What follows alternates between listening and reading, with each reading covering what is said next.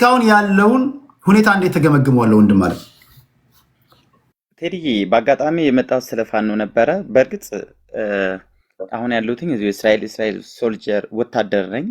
አሁን ባለው አጋጣሚ ማለት አሁን ነባራዊ ሁኔታ በመካከላዊ ሁኔታ ሳየው እኔ እንደ ራሴ እንደ አንድ ተራ ግለሰብ ሳየው ይሄ ሁለቱ ጦርነት በስምምነት ቢያልቅ ጥሩ ነው። በነገራችን ላይ ኢራን እንደ ሱሪያ መሆኗ ምንም የማይቀር ነገር ነው። ያሉበትን ሁኔታም ሳየው እንደ አንድ ራሴም ስፈርድም ጦርነቱ ገና ከዚህ ወዲያ ለ6 ወር ያህል ይቀጥላል። በሂደት አሁን ብነግራችሁ ላታምኑኝም ላትቀበሉኝም በራሳችሁ ሐሳብ ልገልጹት ልታስቡት ትችላላችሁ። ግን ጦርነቱ ለ6 ወር ይቀጥላል። ለ6 ወር ቀጠለ ማለት ለመላው ለዓለም ለአፍሪካ በተለይ ራሳቸውን ሁሉ ነገር አድርገው ማኔጅ አድርገው መኖር ለማይችሉ አፍሪካ ሀገሮች በጣም ከባድ ነው።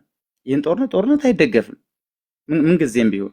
ግን ለ6 ወር ያህል ከዚህ ወዲያ ቀጠለ ማለት አሁን እንግዲህ ወር እንኳን ባልሞላው እድሜ ውስጥ ብዙ ዓለሞች በተለያየ በኢኮኖሚ በብዙ ነገሮች በውድመት ምን በጣም እንትን ያለ እስራኤልና አሜሪካ በካፒታል የተወሰነ እንትን አይሉም? አዎ ይላሉ። ምንም ይሄ ጥርጥር የለውም። በነገራችን ላይ አሁን ኢራናዊ ራሳቸው ህዝቡ መጨረሻ ላይ አማራጭ ሲያጡ የራሳቸውን ይህንን መሪ አምባገነናዊ መሪ እንደሚገለብጡ ምንም ጥርጥር የለም። እና ስለዚህ አሁን በአጭሩ ጠቅለል ሳደርገው ጦርነቱ ለ6 ወር ይቀጥላል። ህዝብ በመካከል ላይ ይጎዳል። አሁን ሰልፍ እየወጣ ያለው የት ነው? በተቃራኒው እኮ ነው። እስራኤል እና አሜሪካ ላይ ነው ህዝቡ ሰልፍ እየወጣ ያለው። ሰልፍ እየወጣ ያለው ያ ትክክል ልክ ነህ። ግን አሁን በመካከላቸው ምን አለ መሰለክ፣ አሁን ብዙ ሀገራቶች ለምሳሌ ይሄ እንትን መተላለፊያ ይሄ የሆርሞን ሰርጥ በተዘጋ አጋጣሚ አሁን ብዙ ሀገሮች አሁን የአፍሪካ ሀገሮች ከኢራን ጎን የሚሰለፉ አሉ፣ ከአሜሪካና ከእስራኤል ጎን የሚሰለፉ አሉ። ልክ ነህ። ግን አሁን የኛ ህዝብም ቢሆን እዚህ ሰላም ፈላጊ ነው፣ ጦርነት አይደግፍም። ግን ጦርነት የሚያስገባ አስገዳጅ ነገር ነው፣ አማራጭ የለህም። ምንድነው አስገዳጁ ነገር ምንድነው? እስኪ ለአድማጭ ተመልካቾቻችን ግልጽ አድርግልን። ለምሳሌ ከእስራኤል ወገን እስራኤል በቃ በእስራኤል ሳይድ መስት ዋር በቃ መዋጋት አለብን ጀስት ዋር ነው እንዲሉ ያሰኛቸው ምንድን ነው? ምክንያቱ ምንድን ነው? አንደኛ ፐርሰናሊ ለምሳሌ ኢራን ኒውክሌር ከታጠቀች ለእስራኤል ከባድ አደጋ እንደሆነ ምንም ጥርጥር የለውም። አሁን ለምሳሌ የኛ መሪ አንድ ከመሪዎቹ ጋር ብቻ እንጂ ከህዝብ ጋር ጸብ የለውም። እነሱ ግን ከቻሉ ሙሉ እስራኤል የምትባለዋን ነገር ለማጥፋት ምንም አይመለሱ። ስለዚህ ለእስራኤል ዋና ስጋት ስለሆነች ግዴታ ህዝቡ በሰላም መኖር አለበት። በማንኛውም በስብሰባም በአንዳንድ ነገሮች በዲፕሎማሲም እስራኤል ጎን ለጎን ሆነው ተናበው እንደሚኖሩት አሉ። አሁን ለምሳሌ እስራኤል ሀገር አሁን ከአረብ ሀገሮች ጋር ጎን ለጎን በደንብ በስነ ስርዓት ተናበው የሚሰሩበት አሉ። በፍቅር የሆኑ ሀገሮች አሉ። አሁንም እከሌ ባንላቸውም ጎን ለጎን ሆነው ተባብረው አብረው የቆሙ ሀገሮች አሉ። እና ስለዚህ ኢራን ትልቁ እስራኤል ምሳሌው ምንድነው? ኒውክሌር እንዳትታጠቅ ነው። ሌላ ምንም አይነት ነገር በድንበር አይገናኙም፣ በውሃ አይገናኙም፣ በሆነ በንግድ ትስስር አሁን አይገናኙም። በምንም ያገናኛቸው የሚያጣላቸው ነገር የለም። ትልቁ ሚስጥር ይሄ ነው። ስለዚህ አሁን ኢራናዊ እንደ ሶሪያ ወይ እንደንት መፍራረሷ ምንም አይቀርም። አሁን በዚህ በወራት ውስጥ ራሱ ምን ያህል ኢኮኖሚዋ እንደተጎዳ ምን ያህል ህዝብ እንደተጎዳ በትንሹ ከ10 እስከ 15 ዓመት ወደ ኋላ ላግ እንዳደረገች ነው የሚያሳየው።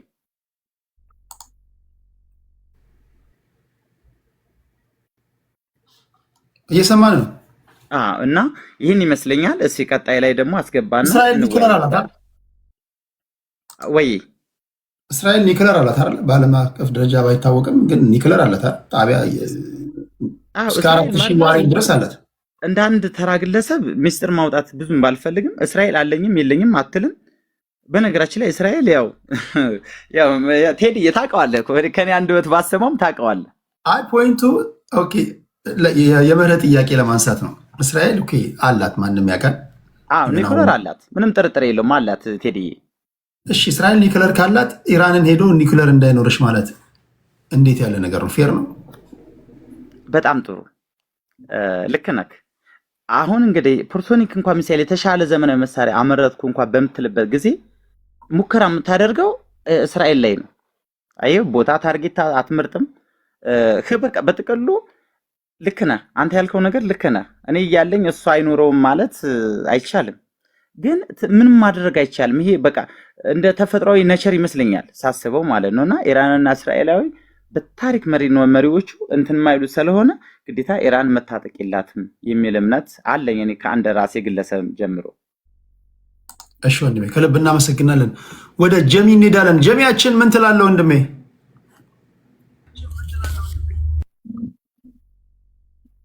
እሺ አመሰግናለሁ ቴዳዬ። የጦርነቱ አቅጣጫ እስካሁን ወዴት እየሄደና ማቆሚያው መቼ ነው የሚለውን ቀን ለማሳየት በቂ ምልክቶች ታይተዋል ማለት አይቻልም። ነገር ግን የንግግር አማራጮች ወደ ጠረጴዛ የመጡበት እና ለንግግር ፍላጎት መኖሩን የታየበት ነው። ከዚህም ውስጥ ትላንት ፕሬዚዳንት ትራምፕ ያደረጉት ንግግር ከዚህ አንጻር መታየት የሚችል ንግግር ነው ማለት ነው። ይህንን ስናይ እስራኤል የያዘችው የመጀመሪያ ፍላጎት ምንድን ነው? አሁን ምን ደረጃ ላይ ነው ያለው? በምንድን ነው የሚገለጸው የሚለውን ነገር ስናይ የሶስቱንም ሀገራት ማለት ነው። አንደኛው የተደበላለቀ ነገር የትራምፕ ንግግር ላይ ማየት ችለናል። የመጀመሪያው ምንድን ነው? ጦርነቱ በቅርቡ ይጠናቀቃል፣ አሸንፈናል የሚል ቪክተሪን ዲክለር የማድረግ ሁኔታዎች አይተናል ማለት ነው። እነኝህን ሁኔታዎች ስናይ ከምንድን ነው የመጡት የሚል ነው። ሪሊ ቪክተሪ ዲክላር ስላገኙ ነው ወይ? ከመጀመሪያ ግብ አንጻር ነው? እንዴት ነው? በምንድን ነው የሚለውን ነገር ስናይ ችግር ያለባቸው ናቸው። በተመሳሳይ መንገድ ጦርነቱ እንደሚቋረጥ እና ሊቆም እንደሚችል በቅርቡ ሲያነሱ ማስጠንቀቂያና ማስፈራሪያም ጭምር አለ ማለት ነው። በምላሹ ኢራን የሚባለው ፍጹም ስህተት ነው።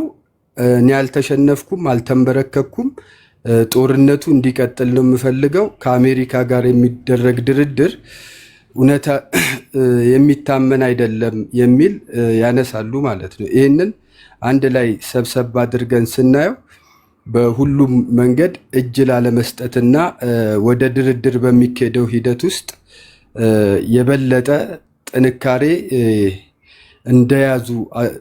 እንደያዙ ወደ ድርድር ሜዳው መሄድ ነው ፍላጎት ነው የሚያሳየው ማለት ነው። ከዚህ አንጻር አጠቃላይ እስራኤል ጦርነቱ ይቀጥላል ትላለች።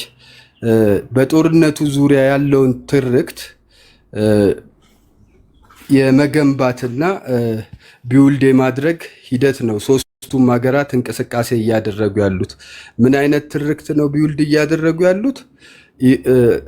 አሜሪካ እንዳሸነፈች እና ጦርነቱ እንዲቆም የሆርሙዝ አለመከፈት ችግር እንደማያመጣባት እና ዋና ችግር የሚገጥማቸው አካላት ናቸው ሊከፍቱ የሚገባው የሚል ሜሴጅ አስተላልፋ፣ ነገር ግን እነኝን ቅድመ ሁኔታዎች የማትፈጽሚ ከሆነ ከባድ ጉዳት ይደርስብሻል የሚል ተመሳሳይ ማስፈራሪያዎች ያስቀምጣሉ ማለት ነው። ነገር ግን ዛሬ ቪክትሪ ብለው ያነሱትን ጉዳይ የዛሬ አንድ ወር ሲነሱ ያ ቪክትሪ ነበረ ወይ? አያቶላ ካሚኔ የሞቱ ሰዓት ላይ ያ እንደ ቪክትሪ ስላልታየ አይደለ እንደ ምርጫው ላይ ይሳተፋለሁ ሲሉ የነበረው። ዛሬ የመጀመሪያ እቅድ የነበረው አሜሪካ ምን አገኘች፣ ከዛ አንጻር ምኑን አሳካች ሲባል ያላሳካቻቸው ጉዳዮች ይበልጣሉ። ለምሳሌ ሆርሙዝ ክፍት ነበር፣ ዛሬ ሆርሙዝ ተዘግቷል። ይሄ ደግሞ ከፍተኛ የዓለም ላይ የኢኮኖሚ ክራይሲስ አምጥቷል። የዋጋ ንረት አምጥቷል። ይሄ ቀጥታ ጫናውን እያመጣ ያለው አሜሪካ ላይ እና ዓለም ኢኮኖሚ ላይ ነው። አሜሪካ ላይ ጫና እንዲያጥርና ወደ ድርድር እንዲገቡ ጫና የፈጠረበት ሁኔታ ነው ያለው። ጦርነቱ ሲጀመር የስርዓት ለውጥ ይመጣል ተብሎ ዋና ዋና ሰዎች ተገለዋል። ግን ስርዓቱ እንደቀጠለ ነው። እንደውም የተጠናከረ የበለጠ ለብቀላ ጥረት የሚያደርግ አመራር ነው የመጣው። ከዛ አንጻር ስናይ ሰክሰስፉል ናቸው ማለት አንችልም። ከዛ ባሻገር የኢራን የዓለም አቀፍ የኒውክለር ስምምነት የኒውክለር ስምምነት ውስጥ ነበረች። እሱን እያጤንኩ ነው ልወጣ ነው የሚል አልጠበቀኝም የሚል ሀሳብ ውስጥ ወደ መግባት ነው የሄደችውና እንደ አጠቃላይ ስናይ ከግብ አንጻር የኢራን ግብ ራሷን እንደ ስቴት የመቆየት እጅ አለመስጠት ነበረ። ከዛ አንጻር አሳክታለች ልንል እንችላለን። በተቃራኒው ግን ጉዳት አልደረሰባትም ማለት አንችልም ለማለት ነው። እሺ ትላንትና በህልሜ አይ ዶንት ኖ ቅዠት ከሆነ ቅዠት ትላላችሁ። በህልሜ በተኛሁበት እንዴት እንደሆነ አላቅም፣ በጣም የምወዳት ሀገሬ የባህር በር ባለቤት ስትሆን አይቻለሁ። ይሄ ሊሆን የሚችልበት ነገር ካለ አላቅም። በተኛሁበት ሃሌሉያ ብያለሁ 3 ጊዜ። አይ ዶንት ኖ እምነት በሞኝነት ነው ይላል። ከዚህ ውስጥ መቀመር ካለብን መቀመር አለብን። አይ ዶንት ኖ እንዴት አማርገን በጥበጠንም ቢሆን ወደ ውሃ መጠጋት አለብን። ከዚህ ውስጥ እንደ ሀገር ልናገኝ የምንችለው ነገር ካለ መቀመር ካለብን እስኪ መቀመር አለብን። እሱንም የምናተርፈው ነገር የምናገኘው ነገር ይኖር ይሆን? ከዚህ ውስጥ የሚተርፈን ነገር አይ ዶንት ኖ። በአንዳች ጀንበር በተለይ ጅቡቲ አካባቢ የሰፈሩ የጦር ቤዛቸውን ያሰፈሩ ሀገራት በትንተናቸው የሚወጣበት ነገር ይታየኛል። እንዲህ የሚጸልዩ ጸላዮች ያስፈልጉናል በእጅጉ። ወይ ከጅቡቲ ሊሆን ይችላል ወይ ብቻ ቀይ ባህር ብቻ አይ ዶንት ኖ። በሆነ አጋጣሚ ለሀገራችን የሚተርፍላትን ነገር ማምጣት አለብን የሚል እምነት አለኝ። ጀሚያችንን እናመሰግናለን። ወደ ከሶራ በፊት አንድ የእስራኤል ደጋፊ አንድ እያርኩ ላስገባ። እኔ ፖርኪፓይን ኢዝራኤል ኦኬ ሶራ ወጣላ። እሺ ወንድሜ 7 ደቂቃ አለ ወንድሜ። ሰላም ይብዛ ቴዲ፣ ሌሎችም እንዲሁ ሰላም ብያለሁ። እድሉ ስለተሰጠኝ በጣም በጣም አመሰግናለሁ። ብዙ ጊዜ እከታተልሃለሁ። አንተን ገብቻ አላውቅም፣ ቤትህ ገብቻ አላውቅም። በጣም የማከብርህ ሰው ነህ። በጣም ጨዋ ኢትዮጵያዊ፣ በቃ ጨዋ ወልዶ ጨዋ ያሳደገ ደስ ይላል። በጣም ትማደግ።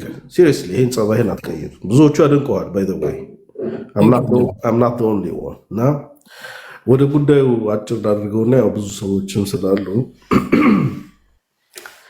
በእስራኤል በአሜሪካና በኢራን መካከል ያለው የተከፈተው ጦርነት እንዲሁ እንደ ዘበት ወይም እንደ ተራ ነገር የሚታይ አይደለም። ስኮፑን እያሰፋ የሚሄድ የሚመስልበት ሁኔታ አለ። በጣም ያስፈራል። በተለይ ስትሬት ኦፍ ሆርሙዝ ከመዘጋቱ ጋር የዓለም ኢኮኖሚ ገና ሳምንት ሳይሞላው ባረል ኦፍ ነዳጅ $70 የነበረው ከእጥፍ አልፎ እጥፍ በለው ወደ $127 ማለት ይሄ ካታስትሮፊ። በጣም የሚያሳዝነው በጣም ከባድ ነው። እኔ እንደ አንድ እስራኤሊ ማለት ነው አም እስራኤሊ ኦፍ ኢትዮጵያን ኦሪጂን I was born in Ethiopia but I'm Israeli by citizenship ነኝ። እኔ እስራኤላዊ ነኝ በዘሬ ማለት ነው። እና እስራኤልን ደግፌ ሌላውን ነቀፌ ምናምን ሳይሆን ከእስራኤል ሚዲያዎች ውጭ እና አልጀዚራ ብዙ ኢንሳይደርስ የሚያወሩትን እና የሚወያዩትንም ሁሉ እንትን ብዬ ከተረዳሁት ካለው ጂኦፖለቲክስ እንትን አንጻር ማለት የምፈልገው ነገር እስራኤል አንድ ዓላማ አላት። ቴዲ ምናልባት በታሪክ ወደኋላ ብዙ ታውቃለህ ብዬ ተስፋ አደርጋለሁ። እስከ 1979 ዓመተ ምህረት የኢራን መንግስት በሞናርኪ ነበረ፣ በንጉሳዊ ነበረ የሚተዳደረው። ከእስራኤል ጋር የነበረው ኢኮኖሚክ፣ ሶሻል፣ ፖለቲካል ዋሬቨር ግንኙነት አትጠይቀኝ፣ ወንድማማች በላቸው።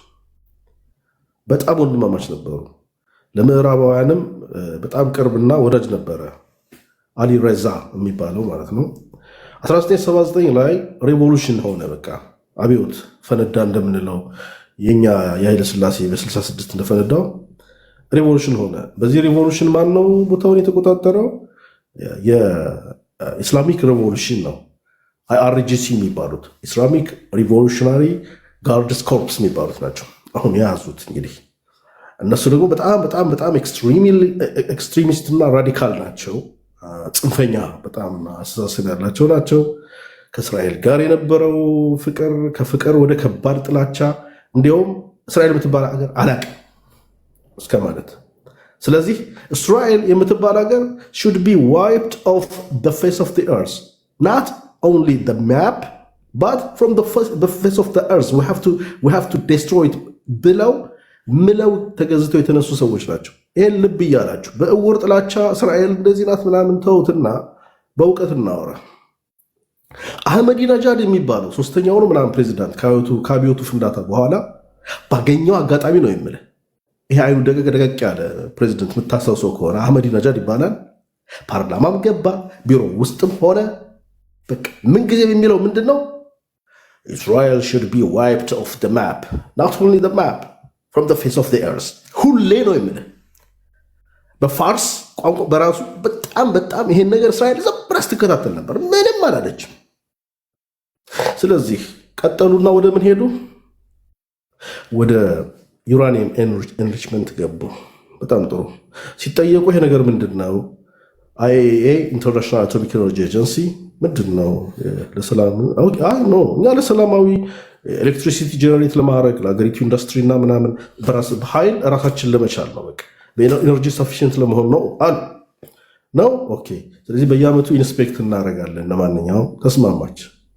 ኢንስፔክት ሲያደርጉ በየዓመቱ የሚገርምህ ነገር ላዩን ብቻ እንትን ብለው እነሱ እንዳይገቡ የሚያደርጉበት ብዙ ቦታ አለ። ለምን? ፎር ሚሊታሪ ፐርፐዝ ዩራኒየም ግሬድ እያመረቱ ያሉበትን ቦታ አያስገቧቸውም ነበር። ይሄን የምትክዱ ካላችሁ ከዚህ የእስራኤል ጠላቶች ማለት ነው ከራሳችሁ ጋር እንትን በሉ። ችግር የለውም፣ መጥላት ትችላለህ። እስከ ጽንፍ እስከ ጥግ ድረስ እስከ ሲኦል ድረስ መጥላት ትችላለህ እስራኤል ግን በጣም ምክንያት ከባድ በጣም ታንጅብልና ኮንክሪት ሪዝን አላት። ይሄ ጦርነት ምንድን ነው ለእስራኤል ቴዲ? ኢትስ ኤግዚስቴንሻል ዋር ነው። ኤግዚስቴንሻል ፍሬት ያለባት ሀገር ናት። የህልውና ጉዳይ ነው። ኢራን የምትባል ሀገር ኦነስት ሆና ቢሆን IAEA ኢንስፔክተርስን ከሁሉም ቦታ እሷ ዩራኒየም ኢንሪች ከምታደርግበት ሴንትሪፊውጅ ካሉበት ሁሉ ትፈቅድ ነበር። አትፈቅድም ቴዲ። ኢንተርናሽናል ኒውስ ማንበብ ትችላለህ።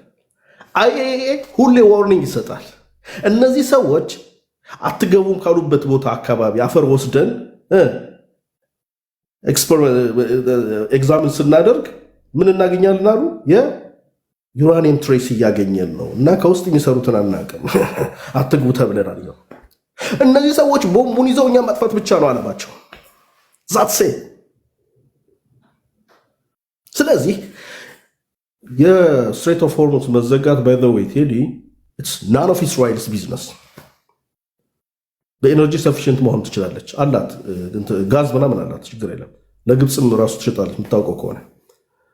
ይህ ስትሬት ኦፍ ሆርሙዝ ጉዳይ ሳይሆን እስራኤል ይሄ ሪጅም እሺ ቴንክ ዩ ይሄ ሪጅም መቀየር አለበት። በምን አይነት ሪጅም? በሞዴሬት እና ከሌሎች ጋር ከጎረቤቶቻቸው ጋር በሰላም መኖር የሚችል ሞዴሬት የሆነ ራሽናል ማይንድድ የሆነ ሪጅም መቀየር አለበት ነው እንጂ አጠፋሽ አለሁ እያለኝ እስኪያጠፋኝ እጄን አጣጥፌ ቁጭ አልልም ነው። እስራኤል ኒውክሊየር አላት። ሞርደሃይ ቫኑኑ የሚባል የምታስታውስ ከሆነ ከ20 ዓመት በፊት እስራኤል ኒውክሊየር ዊስል ብሎወር የሚባለው ኒውክሊየር ሳይንቲስት ነው። እስራኤል እንዳላት ምናምን አጋልጦ ምን ብሏል? እንዳላት ያው እንትን ነው። የእሷ ግን ኒውክሊየር አምቢጊዩቲ የሚለውን ፕሪንሲፕል ለምትከተለው አለኝም የለኝም ዓለም የራሱን ውሳኔ ይወስድ ብላ ነው እንትን የምትለው። ግን ያ ሞርደሃይ ቫኑኑ የሚባለው ሳይንቲስት ክባር አጋልጦታል። ዞሮ ዞሮ የስትሬት ኦፍ ሆርሙዝ መዘጋት የሚያሳዝንህ ምንድን ነው? እነ ኩዌት፣ ካታር፣ ዩናይትድ አረብ ኤሚሬትስ፣ ባህሬን ኤንድ ሳውዲ አሬቢያ የሚያመርቱት ነዳጅ የሚያልፍበት ነበረ።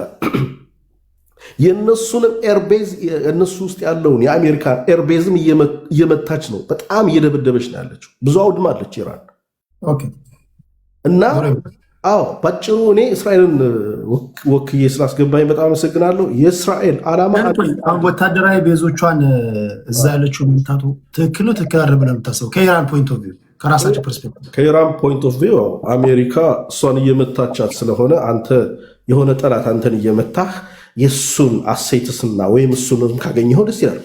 አትመታም አይባልም። ስለዚህ መምታቷ ምንድን ነው የሚጠበቅ ነው ፌር ነው አይደለም። ትራምፕ እንዴት ይመቱናል ስላለ ነው አልጠበቅንም። ትራምፕ ትንሽ ፋንታሳይዝ የሚያደርጋት ነገር አለ፣ ችግር አለበት። አንደርስታንድ ያልከው ይገባል። ከእስራኤል ፐርስፔክቲቭ ይሄ ጦርነት ለእስራኤል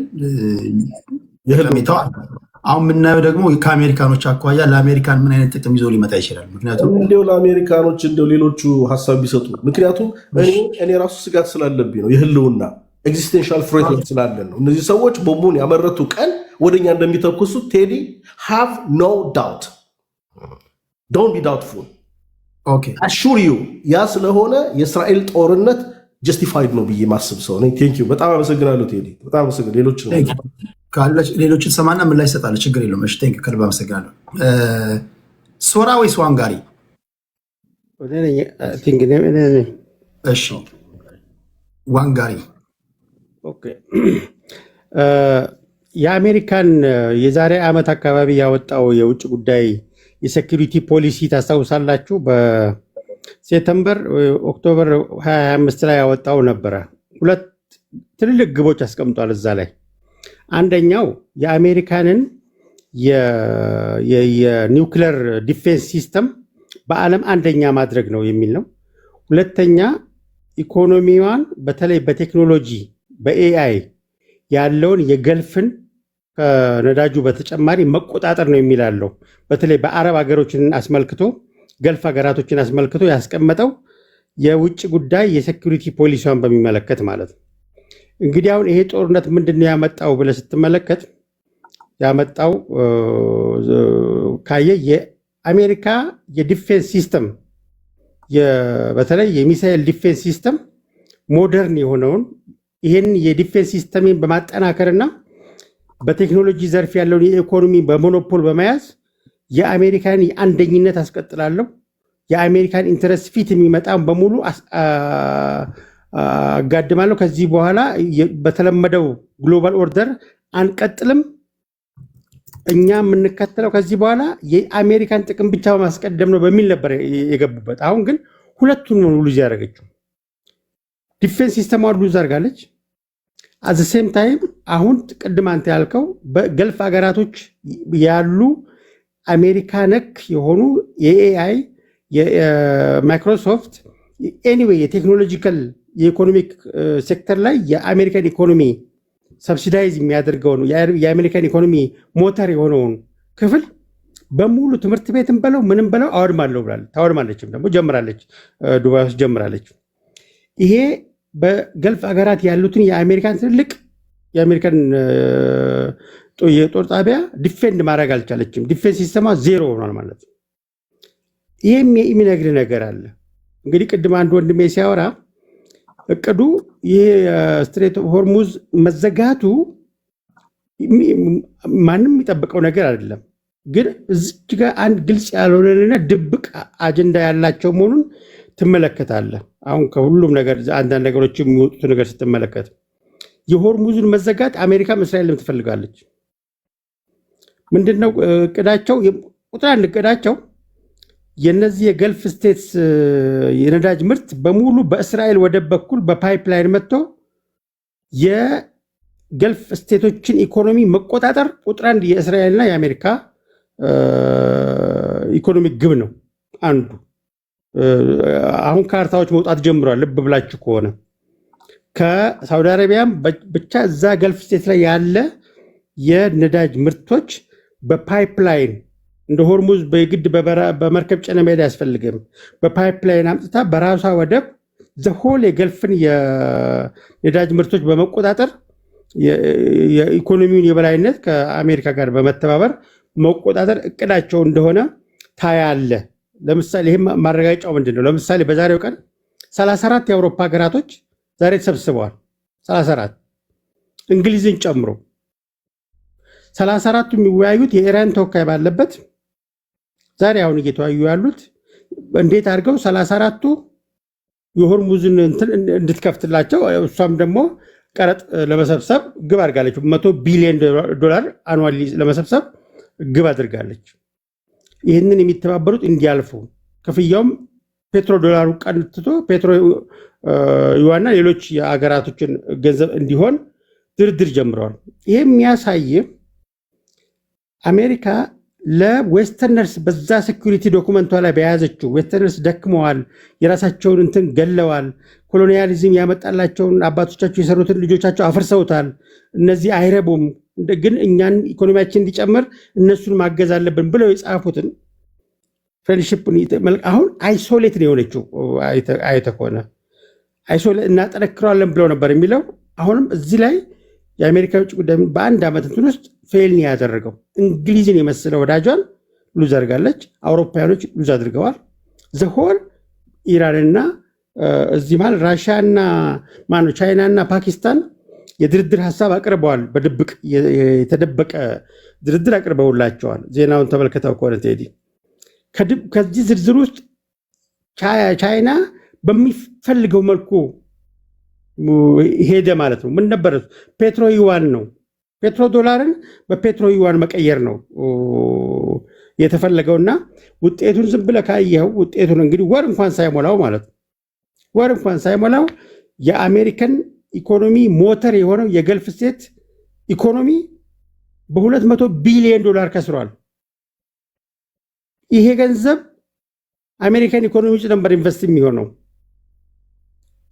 በኮመንዌልዝ ኢንቨስትመንት ፖሊሲው መሰረት ማለት ነው። አሁን ግን ይሄ ሁላ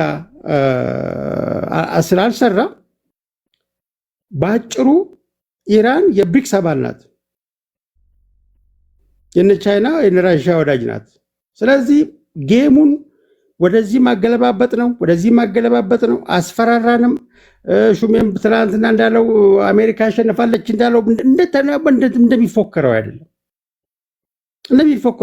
ራሷም የአሜሪካም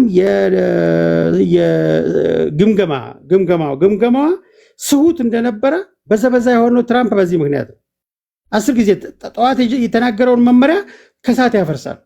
አንዴ ቃል ዋንጋሪ ከሰዓት ያፈርሳል። አስተውላችሁ ከሆነ ዛሬን ጨርሰናል፣ ተስማምተናል፣ ማትከፍቱ ከሆነ 48 ሰጥቻለሁ፣ 5 ሰዓት ጨምራ 5 ቀን ጨምራለሁ የሚበዘብዘው ያሰቡት ካልኩሌሽን በሙሉ ባላሰቡት መልኩ ስለተጠነቀባቸው ነው።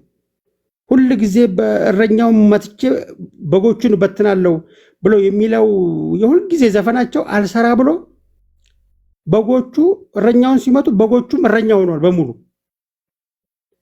ይሄ ስትራቴጂ አስጥሏቸዋል። ኢኮኖሚካሊ ሊጎዳት ይችላል ኢራንን ያለ ሌላ ኃይላቸውን ደብድበው። ነገር ግን በትንሹ በኢራን የመከላከያ የደህንነት ኢንፎርሜሽን መሰረት 6 ወር በትንሹ ቀጥ አድርገው እንደሚይዟቸው ይዟል። የፈለገ ነገር ቢመጣ ማለት ነው። ይሄ የዓለምን ግሎባል ኦርደር ሲቹዌሽን የሚቀይር ውጤት ላይ እንደሚያደርሰ ምንም ጥርጥር የለውም የሚለው መልእክት ነው ማስተላለፍ ፈልገው። ቴንኪው ዋንጋሪ አያናኗል እያናችን። እሺ ቴዲ እንዴት ናችሁ? ደህና ናችሁ? አለን። እኔ ትንሽ ከጦርነቱ ከሲቹዌሽናል አንጻር ነው እየታየ ያለው። ለእኔ ሞር ወደ ውስጥ ገባ ብለን ሪዝኒንጉን ብናይ ቢኮዝ አግሬሰር ላይክ የጀመረው ዩናይትድ ስቴትስ እና እስራኤል ናቸው። እኔ ከዩኤስ ኢንትረስት አንጻር በተለይ ከዚህ በፊትም እዚህ ቤት ነክተነዋል።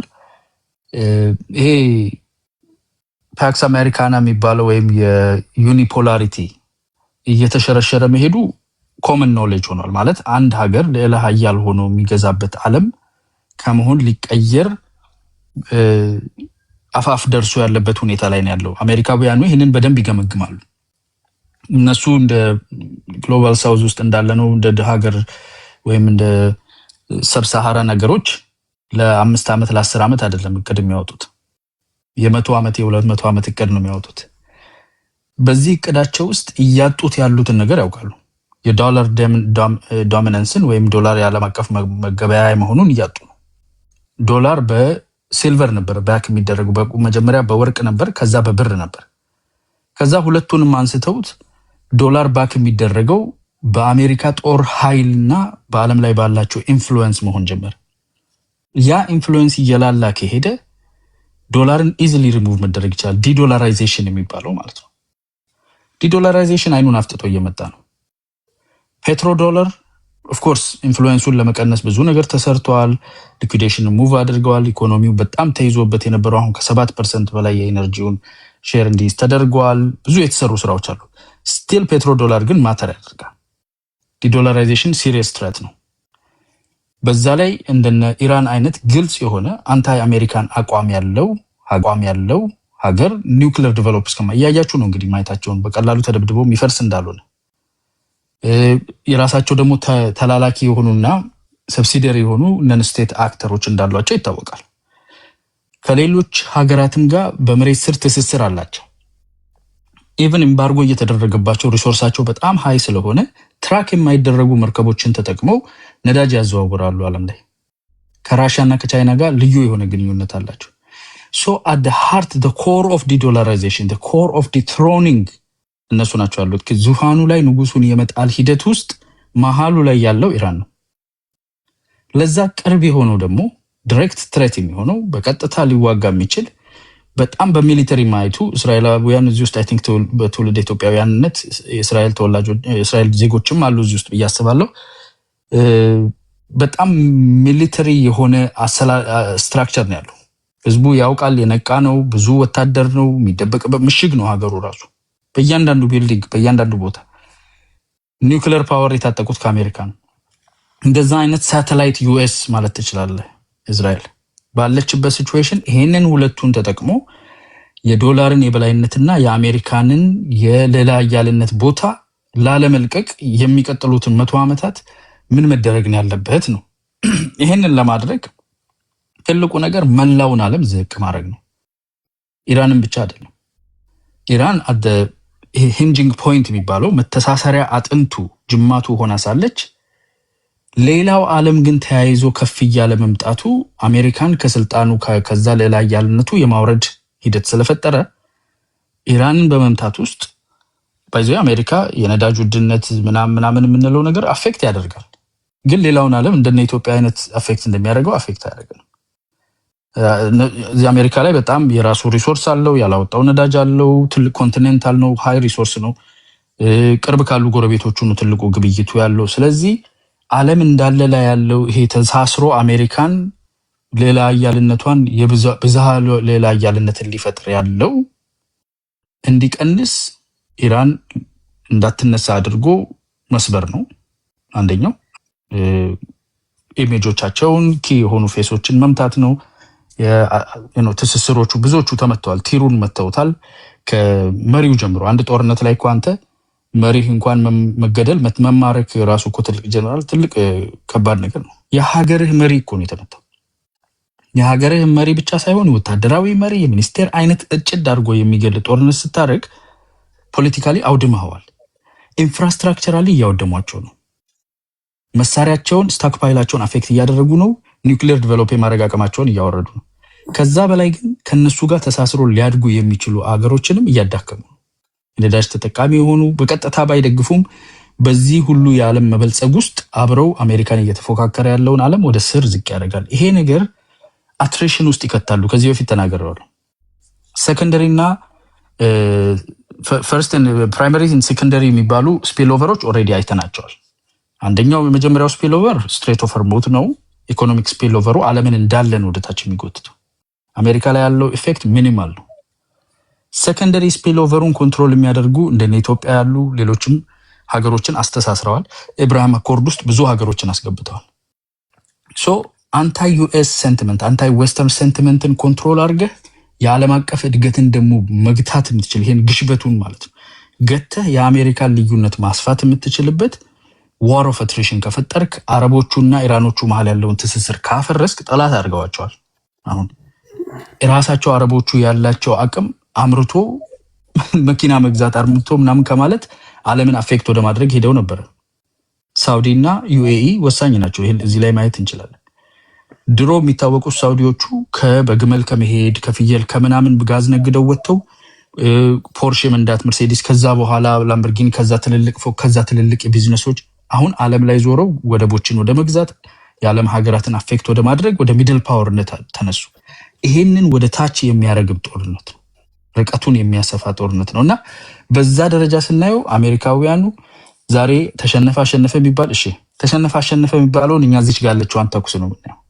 በረዥሙ ርቀት ግን አሜሪካውያን ልዕለ ኃያል ሆነው ለመቆየት ያላቸውን ፍላጎት የሚያሳካ ታርጌትድ ጦርነት ነው። ልዩነት ምናምን እዚህ ዲሞክራት ሪፐብሊካን ብለው ገመድ ይጓተታሉ። ዓለምንም ውስጥ ያለውን ሰው ይሸውዳሉ።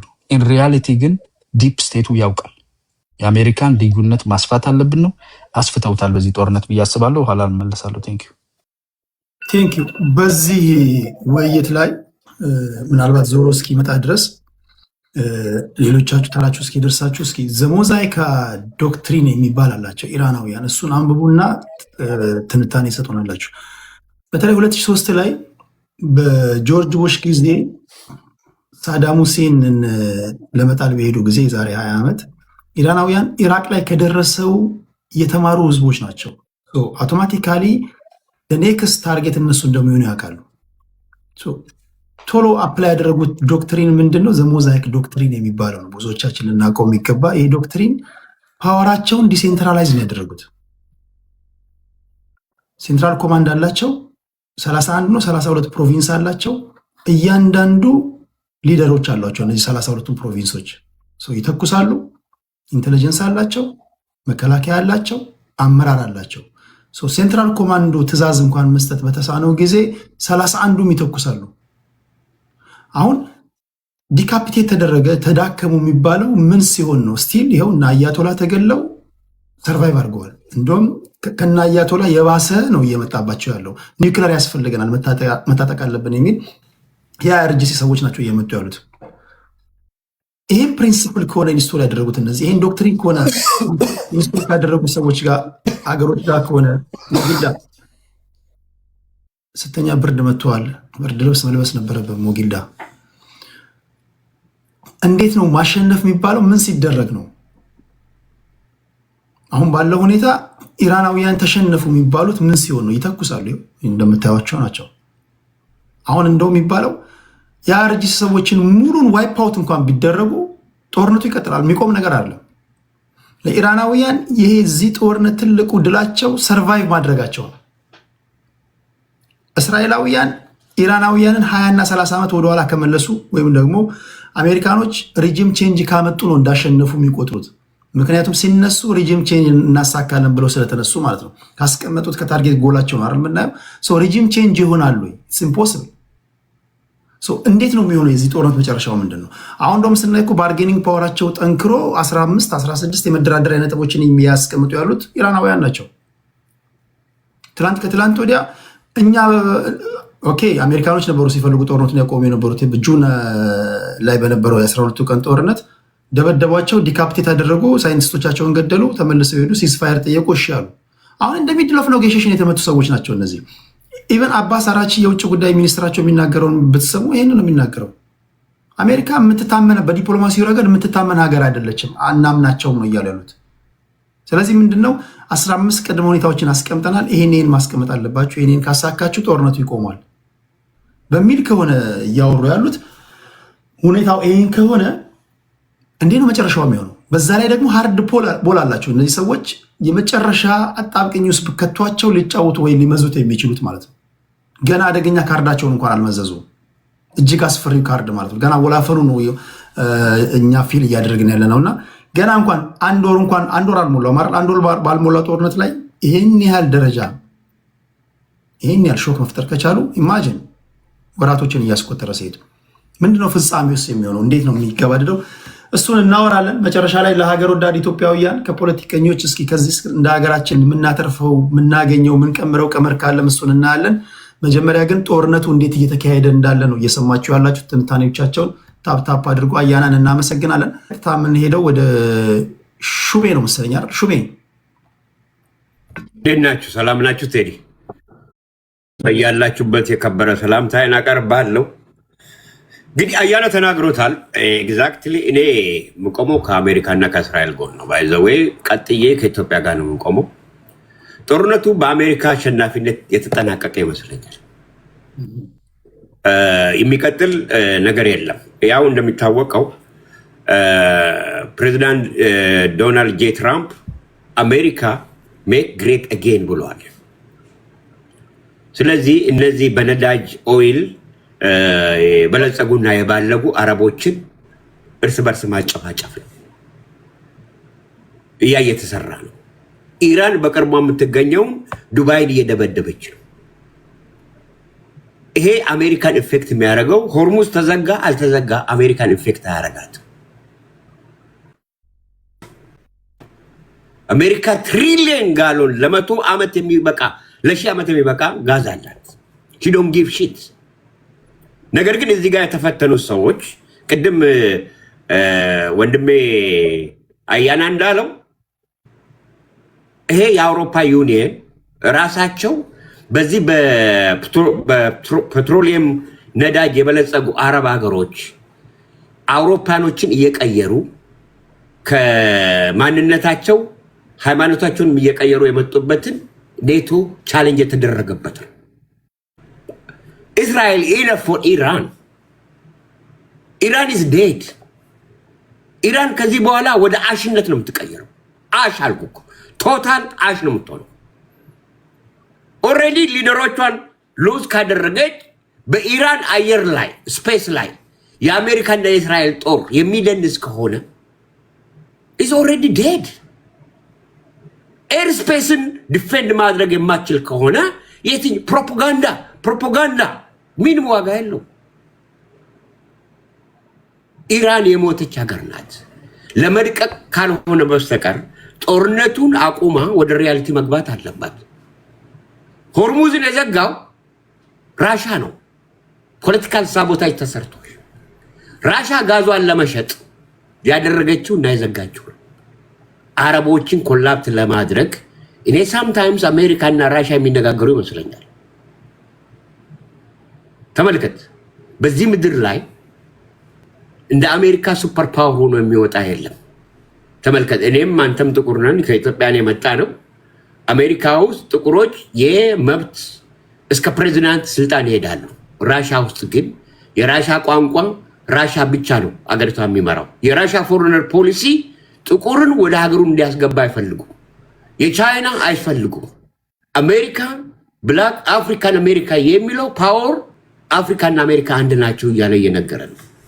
ስለዚህ እነሱ የዶላርን ፓወር ወደ ጉልበትና ወደ ጠንካራነት ለማምጣት አረቦች በዚህ በፔትሮል ዶላር በልጽገው እየባለጉ ስለሚገኙ እርስ በራሳቸው ታጨራርሳቸውና እስራኤል ፍሪ የሆነች ስትሮንግ የሆነች ካንትሪ መፍጠር ነው።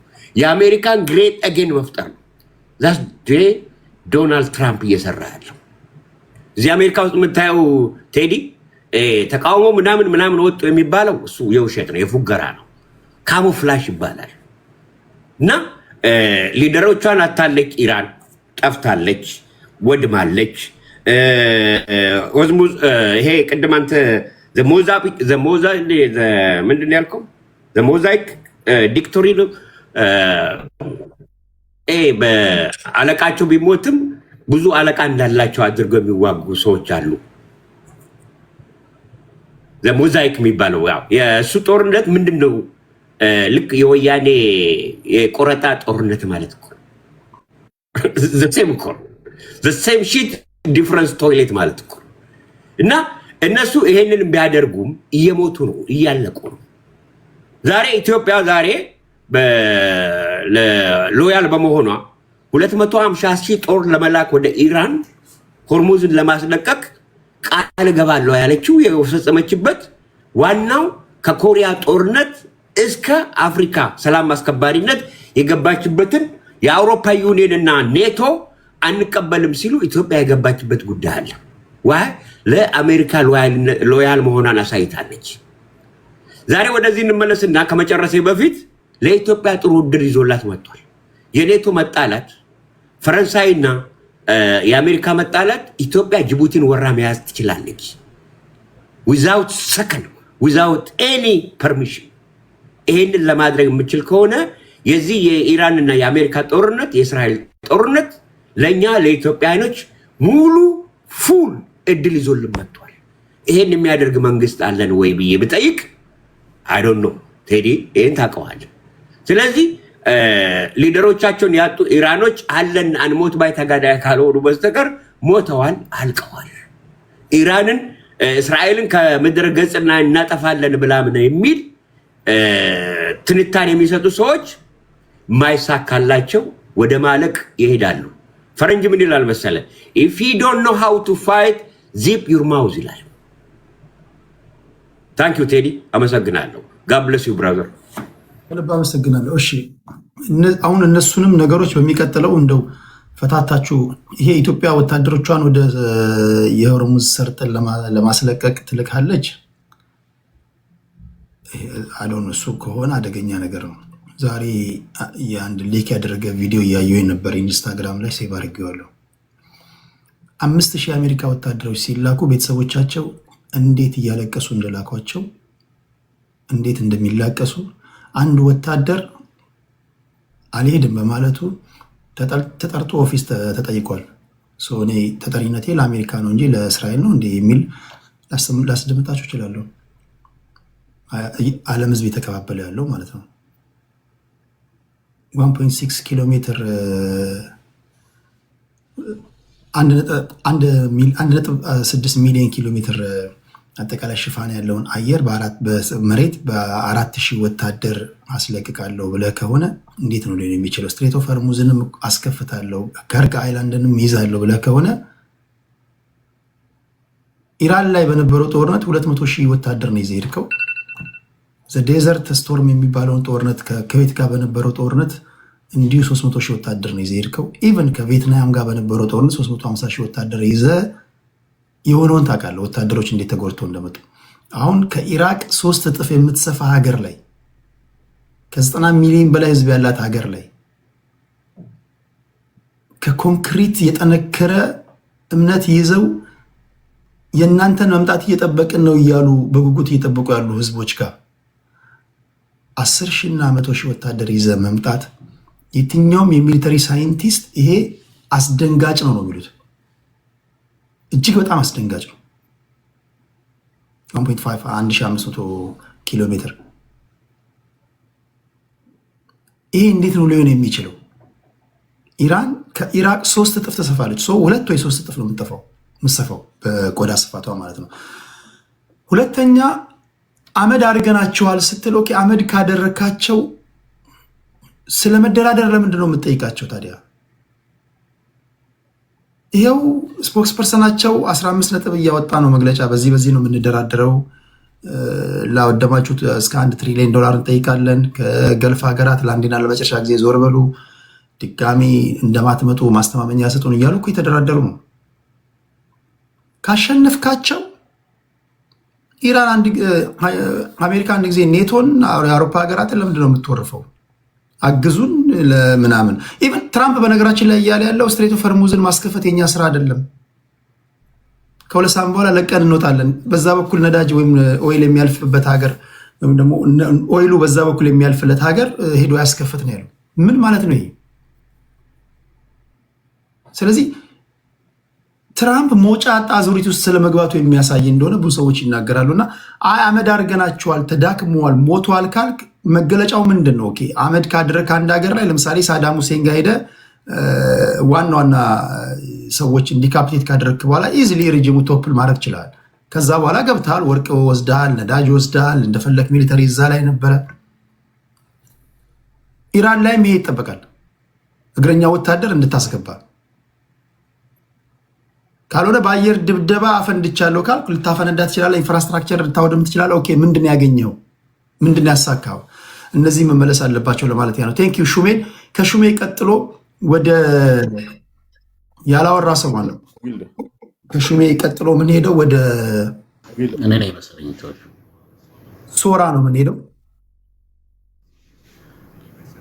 እሺ ቴንክ ዩ አንድ ተጨማሪ ሰው ብቻ እንጨምርና በ4-5 ሰዎች ብናደርግ አሪፍ ነበር። ይሄ ውይይት ቶሎ ቶሎ እንዲደርሳቸው ግን ኢትስ ኦኬ። በሚቀጥለው እንደዛ እናደርጋለን። ታፕታፕ አድርጉ ሌሎቻችሁ። ሶራችን እሺ፣ ወደ አንተ ልምጣ። እሺ ቴንክ ዩ ቴዲ። ይሰማል አይደል? ይሰማል። አዎ ኖርማሊ በዚህ ጦርነት የምታተርፈው ሀገር ዞሮ ዞሮ አሜሪካ ነች ባይነኝ እኔ። ሞስትሊ ደግሞ እስራኤልም ታተርፋለች ብዬ ነው የማስበው። አሁን አንተ እንዳልከው የኢራን ዓላማ ሰርቫይቫል ከሆነ በዚህ ጦርነት ሰርቫይቭ ካረጉ በኋላ የዛሬ 2 ዓመት የሚሆን 3 ዓመትም 6 ወርም ፌስቶ ጦርነቱ ከዛ በኋላ ምን አይነት ኢራንን ይዘው ነው ሰርቫይቭ የሚያደርጉት ነው ፖይንቱ። በኢኮኖሚ በጣም የደቀቀች ሶሪ ቅድም አሳስታችሁኛል። 1000 ነው ያልኩት። 1.6 ሚሊዮን ስኩዌር ኪሎ ሜትር ነው አጠቃላይ የኢራን ስፋት፣ ቆዳ ስፋቷ። ኦኬ ቀጥል፣ ሶራ ቀጥል። ምን አይነት ኢራንን ይዘው ነው የሚቀጥሉት ነው ፖይንቱ። ሰርቫይቭ አደረጉ። ከዛስ በኢኮኖሚ በጣም የደቀቀች፣ በሚሊተሪ አቅሟ ካፓሲቲዋ በጣም የወረደ፣ በአሁኑ ደረጃ አስፈሪ ያልሆነች፣ በዲፕሎማሲም ሆነ በዓለም በፖለቲካ መስፈር ላይ የምትቀመጠው ኢራን በጣም ደካማ ኢራን ነው የምትሆነው ማለት ነው። አሁን ባለው እኮ አካሄድ እኮ ከሄደች አሁን ለምሳሌ ጎልፍ ስቴቶች ላይ የምትተኩሳቸው ነገሮች አብሬ ይዤ ልሙት አይነት ስታይል ነው። ቅድም ዋንጋሪ ሲል ነበረ ዲፌንስ ሲስተሙ የአሜሪካ ተጋልጧል ምናምን የሚል ነገር አለ። አሁን ለምሳሌ በአብዛኛው የተኮሰቻቸው ነገሮች ወደ ገልፍ ስቴቶች ላይ ከ95% በላይ ኢንተርሴፕት የተደረገ ነገር ነው። እኔ ምን አይነት ዜና እንደሚሰማ አላውቅም። አሁን ለምሳሌ ዩኒቨርሲቲዎቹን የአሜሪካ ተቋማትን እንደዚህ እናደርጋለን ምናምን ነገር ሲባል በዛ ሌቭል የተኮሱት ነገር እውነት እነዚህን ሀገሮች እንትን ያደረገ ነው። የመከላከል ብቃታቸው ምንም ያልታወራ ነገር ነው የማስበው ነው። የእነዚህ ሀገራት የመከላከል ብቃት ነው ከሚታሰበው በላይ የተቃጣባቸውን ጥቃት ዲፌንስ አድርገዋል ከሚባለው በላይ ማለት ነው። እና ኢራን ኖርማሊ ለወደፊት በሎንግ ተርም ምን አይነት ሀገር ነው የምትሆነው ነው ፖይንቱ። ሆነም ቀረኩ አሜሪካ መንግስት አሁንም ለምሳሌ ሌላ 200 ቢሊዮን ሌላ 300 ቢሊዮን ማጽደቅ ይችላል፣ ያስቀጥላል ጦርነቱ። ዋጋ ቢከፍልም ኢራን ልክ እንደተባለው ወደ ስቶኔጅ ትመለሳለች ማለት ነው። ፕሮክሲዎችን መደገፍ አትችልም። አሁን እንደምታደርገው የባለስቲክ ሚሳይል ምርቶቿ ይቀንሳሉ። የኒውክሌር ፓወር ባለቤት የምትፈልገውን ማሳካት አትችልም። ኖርማሊ ለአሜሪካ ከሆነ ለምሳሌ የሆርሙዝ ሰርጥ እንደተባለው ኦልሞስት ምንም ያህል ኦይል በዛ ጋር ትራንስፈር አታደርግም። እንዳለችው ነው በቃ ኦይል የምትወስድ ሀገሮች ገብታችሁ ሰዱ ነው በቃ። ሌላው ዓለም ለራሱ ሲል ሰርቫይቫል ሲል ያስከፍታል ማለት ነው።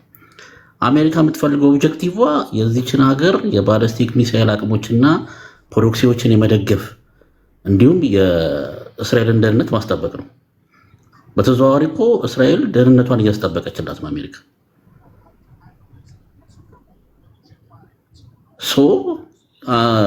አሜሪካ በዚህ እንትኗ ኦብጀክቲቭ ዋናው ዓላማ እኮ ስትሬት ሆርሙዝ ለማስከፈት ኦይል በዛ ጋር እየወሰደች ደሷ ሰርቫይቫል አለ። ሁለቱ የተለያዩ ሉዓላዊ ሀገሮች ናቸው። አሁን አንድ አሜሪካዊ ወታደር ሄደ የእስራኤልን ደህንነት አስጠብቅ ብትለው ምንድን ነው የሚለው? ጦርነቱ እኮ የአሜሪካ ጦርነት ነው ራሱ እኮ የአሜሪካ ኃላፊነት ነው የእስራኤልን ደህንነት ማስጠበቅ። ይገባኛል ለማለት የፈለከው ይገባኛል። ይህም ከምን እንደመጣ ይገባኛል። ግን ፌር ነው ትክክል ነው ብለህ ታስባለህ? አሜሪካና እስራኤል አጋር ሀገሮች ናቸው። ኖርማሊ በጂኦፖለቲካ እውነታው ያ ነው። እስራኤልና አሜሪካ ተመሳሳይ ዓላማና ግብ አላቸው በኢራን ጉዳይ ላይ እንዳልኩ ነው። እስራኤልም የራሱ ዓላማ አላት፣ ደህንነቷን ማስጠበቅ ነው። አሜሪካም ደግሞ የዚችን የበላይነት የሀያልነት ማስቀጠያ ጉዳይ ነው። አሜሪካ ሀያልነቷን ለማስቀጠል ነው የምታደርገው። ምክንያቱም ፔትሮ ዶላሯ እንዳይጎዳባት፣ የገልፍ ካንትሪዎች ላይ ያላት አቅሞች እንዳይጎዱባት። ኢራንን ማፈራረስ የአሜሪካ ግብ ነው ብለን የምታስበው? የስ ኦፍ ኮርስ አንደኛ ግቧ ነው እንጂ አቅሟን ዲስማንትል ማድረግ ዋናው ስራዋ ነው እንጂ አሁን የሚደረገውን አቅም እኮ ለምሳሌ አሜሪካ ላይ ለመገዳደር የሚያስችል አቅም የዶናልድ ትራምፕ አማካሪ ግን የዶናልድ ትራምፕ አማካሪ በሽብርተኝነት ጉዳይ አሁን ሪዛይን ያደረገው ጆ ከንት የተባለ ሰውዬ ኢራንን ማፈራረስ የአሜሪካ ኢንተረስት አይደለም ብለው ነው የሚናገረው። ያ የእስራኤል ኢንተረስት ነው እንጂ የእኛ ኢንተረስት አይደለም። እስራኤል ዶንት ኬር ወደ ፍርስራሽነት ቢለወጡ እንደውም ዋነኛ ታርጌቷ እሱ ነው። ከአሜሪካ አንጻር ግን ይሄ የአሜሪካ ኢንተረስት አይደለም ነው የሚለው። የትኛውም የአሜሪካ ፖለቲከኛ ሳይንቲስት ይሄን ነው የሚለው። አይ ዶንት ኖ ማለት እንዴት አስታርቃለ ባልፈልጌ ነው። ኖርማሊ እኮ የአሜሪካ ፖለቲከኞች የራሳቸው አስተሳሰብ ግን እንደ አሜሪካ ሀገር እንደ አሜሪካ ፖሊሲ ግን ለምሳሌ ዶናልድ ትራምፕ ደግሞ የሚያምነው ምንድነው? እቺ ሀገር ለእኔ ትሬት ነች፣ ለእኔ ሀያልነት ስጋት እየፈጠረች ነው ፖይንቱ። ኢማጂን አሁን ለምሳሌ እኮ እነሱ አሜሪካን የሚመታ ሚሳይል ቢኖራቸው እኮ ይተኩሳሉ እኮ። ያ ስጋት አይደለም? ያንን ካፓቢሊቲ ማግኘት እንዳታገኝ ማድረግ እኮ የአሜሪካ አንደኛው ስራው ነው አይደል? ደህንነቷን ማስጠበቅ እኮ ነው። ቤዞቿ ላይ ሙከራ እያደረገች ነው አይደል? ሙከራ አድርገዋል። ኢንተርሴፕት ተደረገም አልተደረገም የተመቱ ነገሮችን ቢኖሩ ጥቃት አደርሷል። ያንን ነገር እየተገዳደረ ያለ አካል ነው። ያንን የባሊስቲክ ሚሳይል አቅምን ማዳከም አንደኛ የአሜሪካ ታርጌት ነው በተዘዋዋሪ ማለት ነው። እንዳልኩ እስራኤል ደግሞ ደህንነቷን የማስጠበቅ ከዓለም ካርታ ላይ ትጠፋለች እናጠፋቻለን የሚላትን ስጋት መቀነስ ነው ዓላማዋ። ሁለት ፕሮክሲዎቿን እስራኤልን የሚያጠቁትን ኃይሎች ደግሞ ድጋፍ እንዳታደርግ ተደርጎላታል። ያንንም መከላከል የእስራኤል ስራ ነው። ያንንም አድርገዋል። እስራኤልም የራሷን ኃላፊነት እየተወጣች ነው። አሜሪካም የራሷን ጥቅም እያስጠበቀች ነው። ሁለቱም የራሳቸውን ጥቅም እያስጠበቁ ነው። ስለ ስትሬት ኦፍ ሆርሙዝ እንዳለውም ሹሜ አሜሪካ ይህን ያክል ያስጨንቃትም ይሄ ነው የሚባል ኦይል በዛ ጋር ታስተላልፍም። ሁለተኛ ለምሳሌ እነዚህ ጎልፍ ካንትሪዎች ከኢራንና ከአሜሪካ የትኛው ይሻላቸዋል ነው ፖይንቱ። የሚሻላቸው ከአሜሪካ ጋር መሆኑ የሰጡትም ከአሜሪካ ጋር የሚያዋጣቸው ዘላቂ የሆነ የፖለቲካ ጥቅም እናገኛለን ብለው ነው። ከአሜሪካ ጋር እነዚህ ሀገሮች ባይሰለፉ ኖሮ ዛሬ ያሉበት የግሎባል ኢኮኖሚክ ሀብነት ይኖር ነበር ወይ ነው ፖይንቱ። ግዴታ በሪያሊቲ ካየ ነው ከአሜሪካ ጋር እነዚህ ሀገሮች ካልሰሩ አሁን የምናያቸው የገልፍ ካንትሪ ኢኮኖሚካል እድገት የፖለቲካ ተሰሚነት አይመጣም ነበረ። መስራታቸው ጠቅሟቸዋል። አሁንም ያንን ማስቀጠል አለባቸው።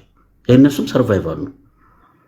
አንዴ ቃል ሶራ እና ኢንጀነራል ሰርቫይቭ ካደረገች እንደተባለው ኢራን ራሱ በዚህ ጦርነት ግን ምን አይነት ኢራን ሆና ነው የምትቀጥለው ከዚህ በኋላ ነው? 6 ወር ሚፍጅ 1 ዓመት ሚፍጅ እንደተባለው ኢራን ግን ኢራን ሆና አሁን ያላትን ተሰሚነቷን ታጣለች። የፈጀውንም ቢፈጅ ማለት ነው። ያ ጥቅም አይደለም። ስለዚህ ዋይዝ ሆነው ቶሎ ነገሮችን ትንፋሽ መሰብሰብ የሚቻል ነገር ካለ ዋይዝ ሆነው ኔጎሽዬት አድርገው መቀመጥ አለባቸው ብዬ ነው ማለት። እዛ ጋር ትንሽ ግራ ስለገባኝ ነው። ቆይ ስትሬት ኦፍ ሆርሙዝ ተዘጋ አልተዘጋ አሜሪካ ምን የምትጎዳው ነገር የለም ስትል እዛ ጋር 7 ነው 6 ሀገራት አሉ አይደል? የጂሲሲ ሀገሮች ነዳጆቻቸውን በዛ በኩል ነው የሚያሳልፉት። ከ20 እስከ 35 በመቶ ነዳጅ የሚያልፈው በዛ ነው። የሚሸጠው በዶላር ነው የሚሸጠው ማለት ከነዚህ ሀገራት ነዳጅ ለመግዛት የሚፈልግ ሀገር ዶላር ሪዘርቭ ያስፈልገዋል ማለት ነው። ስለዚህ አሜሪካ ፕሪንት አድርጋለች። የአሜሪካ ዶላር ያስፈልጋል ነዳጅ ለመግዛት። እነዚህ ደግሞ የገዙትን ዶላር ወስደው አሜሪካ ማርኬት ውስጥ ነው ኢንቨስት የሚያደርጉት።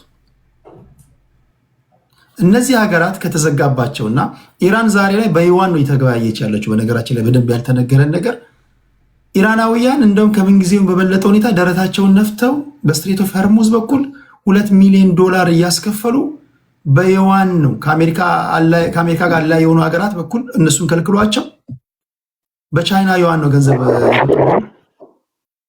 ነዳጅ እየሸጡ ያሉት። አሁን አሜሪካ አትጎዳም ስትለኝ ይሄ ሲቀርባት የፔትሮ ዶላር ጉዳይ ሲቀርባት እንዴት ነው የማትጎዳው አሜሪካ? አሜሪካ ኖርማሊ እኮ እንዳለችው ወይ ለእነሱ ሌላ አማራጭ አለ።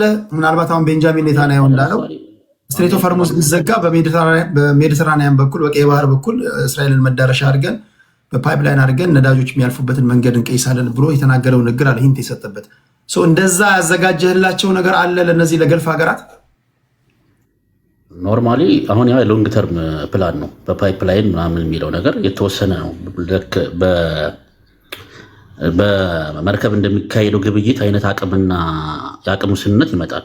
ግን አሜሪካ እንደ አሜሪካ ነው አሁን እንደ አሜሪካ ግን አሜሪካ እኮ ምንድነው ከኔ ግዙ ነው ያለችው አይደል? ኢንዳይሬክትሊ እሷ ትጠቀማለች እኮ ዶላር እኮ አሁንም። ስለዚህ እነዚህ የገልፍ ሀገራት ነዳጅ ሸጠው የሚያከማቹትን ዶላር አሜሪካ ኢንቨስትመንት ውስጥ ኢንቨስት ካላደረጉ አሜሪካ አትጎዳም ነው እያልከኝ ያለው? እነዚህ እኮ ዛሬ ኳታርና ሳውዲ አረቢያ ብቻ እያንዳንዳቸው $1 ትሪሊየን የቢዝነስ ስምምነት ነው ያላቸው ከትራምፕ ጋር ብቻ በየዓመቱ እየጨመረ መሄድ ነው። እኚህ ሰዎች ኢኮኖሚያቸው ከተዳከመ አሜሪካ እንዴ ትራምፕ በነገራችን ላይ ኢን ሂስትሪ በዓለም ታሪክ ትራምፕ ራሱ አምባገነን መሆን ይፈልጋል። ንጉስን ንጉስ አይልም። ገንዘብ ስላላቸው ብቻ የሳውዲ አረቢያ ንጉስ ማይ ፌቨራይት ዲክታተር ነው ያለው። ዲክታተር እንግዲህ ለምንድን አንድ በጣም አስቂኝ ቪዲዮ ያለው ቢኮዝ ምን ያላቸው ነው ያለው። ይሄ ሲቋረጥባቸው አይጎዱም ነው የምትለኝ? አሜሪካ እኮ ዳይሬክትሊ በኦይል አይደለም ቢዝነሷን የምትሰራው አይደል? አሁን አንተ ያልካቸው የጠቀስካቸው ኢንቨስትመንቶች ኢራን ከዘጋችባቸው ይጎዳሉ እኮ እነዚህ የገልፍ ሀገራት ከተጎዱ አማራጫቸው ምንድነው ቢሆን? አሁን እነዚህ ሰዎች እኮ የሚዘጋባቸው ለምሳሌ እንዳለው እኮ ቅድም አንጋሪ ሲጠቅስ ነበር 35 ሀገሮችን ዩኬ አሰባስባ እኛ ከነሱ የምንገዛ ሰዎች ስለሆንን ወይም ከዛ ሀገሮች የሚገዙ ሀገሮች አስከፍቱና ውሰዱ ብሏቸዋል እኮ። አስከፍቱና ውሰዱ እነሱ ማስከፈት አይጠበቅባቸውም ወይ? ለምን ነው የሚያስከፍቱት? እነሱማ እኮ በቃ ኦልሬዲ እኮ ለፈረንሳይም እየሸጠች ነው ኢራን። እንግሊዝም አስሎንጋስ ኢራን ከምታስቀምጥላት ቅድመ ሁኔታ ጋር ከተስማማች ነዳጅ ምንም እኮ መደባደብ አይጠበቅባቸውም። ለምን ያስከፍታሉ? እየገዙ እኮ ነው እነሱ። ኢራን በምታስቀምጥላቸው ቅድመ ሁኔታ መሰረት እየገዙ ነው። ነዳጅ እኮ እያለፈላቸው ነው። የትኞቹ ሀገሮች ናቸው እየገዙ ያሉት ከኢራን ነው በአሁኑ ሰዓት? እኮ የትኞቹ? ለፈረንሳይ እያለፈ ነው፣ ለህንድ እያለፈ ነው፣ ለፓኪስታን እያለፈ ነው። ሳውዝ ኮሪያም የመጨረሻ እያጤንኩት ነው ብላለች። ለቻይና እያለፈ ነው። ፓኪስታን እኮ ኖርማሊ እንደውም እኮ ከኢራን የበለጠ እኮ ከኳታር እና ከዩኤኢ የምትገዛው የጋዝ መጠን ነው የሚበልጠው። ኖ የኔ ነጥብ አሁን እነሱ መጥተው መደባደብ አይጠበቅባቸውም። ኦልሬዲ ከኢራን ጋር ከተስማሙ ጠና ስጥልኝ ነዳጅ ያልፍላቸዋል። መርከብ እያለፈላቸው ነው ከሆነ። ስለዚህ አሜሪካን ሲስተማቲካሊ ከዚህ ተገለለች ማለት ነው። ይሄ እንዴት ነው አሜሪካንን የማይጎዳት ነው የኔ ጥያቄ። አሜሪካን የማይጎዳት እኮ አልኩህ እኮ። አሁን ለምሳሌ እነዚህ ሀገሮች ፋይናሊ በአሜሪካ እጅ አዙር ናቸው እኮ። አሁን ለምሳሌ የምትላቸው ሀገሮች እኮ እነ ፈረንሳይም ሆነ እነ ህንድ የሚያስለቅቁት የመርከብ እኮ መጠን ለምሳሌ አንድ መርከብ ሁለት መርከብ ነገሮችን ነው እያሳለፉ ያሉት። ግን ፋይናሊ አሜሪካ በተዘዋዋሪ እነዚህ ሰዎች ማነቅ ትችላለች እኮ። አሁን እነ ህንድም እንደዚህ ግብይት እንዳያደርጉ በተለያዩ ማዕቀቦች በድኖች ልትጎዳቸው ትችላለች እነዚህን ሀገሮች። ምናልባት ሰምተህ ከሆነ ዛሬ ኪር ስታርመር የብሪቲሹ ፕራይም ሚኒስትር ህዝባችንን ያታለን ነው ይበቃናል። ዛሬ ቃል በቃል ሰምታችሁት ከሆነ ይሄ የኛ ጦርነት አይደለም አንሳተፍም ብሎ ኢማኑኤል ማክሮን ዘ ሴም ቲንግ ጠቅላላ ኢንሂስትሪ ለአሜሪካ ሁሉም በተለይ የአውሮፓ ሀገሮች ኔቶን ጨምሮ ጀርባቸውን የሰጧት በዲፕሎማሲው መስክ አሜሪካ ኮምፕሊትሊ። አሁን ይሁን ማርኮ ሩቢዮ የተናገረውን ሰምታችኋል። ትራምፕ የተናገረውን ሰምታል። እኛ ኔቶን ስንፈልገው ሲያስፈልገው እኛ እንደርስላቸዋለን። እነሱ ግን ልክ እንደ ህፃን ልጅ ይሄ ውስጥ ጎረምሳ ሲኮረኩማችሁ ታላቅ ወንድማችሁን ይዛችሁ ሄዳችሁ ምታለኝ እንደምትሉት ወይም ደግሞ ጓደኛችሁን ጠምዝዛችሁ የድብድቡ ተካፋይ የምታደርጉት ነገር አለ። አንተንም እኮ ሰድበዋለሁ እኮ አንተንም እኮ ምናምን እያላችሁ አዋግታችሁ ከእናንተ ጋር እንዲደባደብ እንደምታደርጉት እንደዛ ነው እያሰበ ያለው ዲፕሎማሲ ለመስራት። ግን ፖይንቱ ምንድን ነው? ትንሽ ሰፋ ባለ መንገድ ስናስበው አሜሪካ ማትጎዳበት ነገር በዚህ ሁኔታ አትጎዳም ካልከኝ በምንድን ነው ማትጎዳው? አማራጯ ምንድን ነው? ፔትሮ ዶላር ዜሮ ከገባባት ሌላ ያላት ኦፕሽን ከገልፍ ሀገራት አሜሪካ በቃ ተጠረገች እኮ ትወጣለች። ኢቨን ሳውዲ አረቢያ እነዚህ የገልፍ ሀገራት ራሳቸው በጊዜ ሂደት ካልጠፉና ሰርቫይቭ ካደረጉ ከኢራን ጋር ከመስማማቶች እሱ እንዴት ታየዋለህ ለማለት ፈልጌ ነው። እነሱ ከአሁንም ቢሆን እኮ ከአሜሪካ መስራት ቀን የሚያዋጣቸው አሁንም እኮ ግልጽ እኮ ነው። ግን ያንን ነገር የፔትሮ ዶላርን ግብይት አሁን ለምሳሌ ኢራን አቅም ከሌላት ቀደም እኮ ብያለሁ ሰርቫይቭ አርጋ እንኳን ስቶኔጅ ስቴፕ ላይ ከገባች እና ሀገሪቷ ፖለቲካሊ ሚሊተሪሊ ዲስማንትል ከሆነች ይህንን ነገር እሷ ራሱ መቀበሉ አይቀርም። የአሜሪካን ግዴታዎች ማለት ነው። ፋይናሊ እኮ ኦብጀክቲቭ እኮ ያ ነው እኮ የአሜሪካን ዓላማና ግብ ማስፈጸም ነው አይደል? ሬጂም ቼንጅ ቢመጣ እኮ ኢራኖች የአሜሪካን ሀሳብ እንዲቀበሉ ነው። ፋይናሊ እኮ ከዚህ በፊት በህገወጥ መንገድ የሚያደርጉትን የነዳጅ ግብይት በህጋዊ መንገድ በስዊፍት እንዲያደርጉ ነው የሚፈልገው። ያንን እንዲቀበል ይሆናል ኦብጀክቲቭ። ፋይናሊ እኮ ያ ነው። አሜሪካ 3 ሳምንትን ፈጀ 4 ዓመትን ፈጀ ያ ነገር ሆኖ መጨረሻው ያ ነገር መምጣቱ እኮ አይቀርም። ኦኬ እሺ፣ ቴንኪው ሶራችን እናመሰግናለን። ከሶራ ቀጥሎ አይ ቲንክ 2 የገቡ ልጆች አሉ።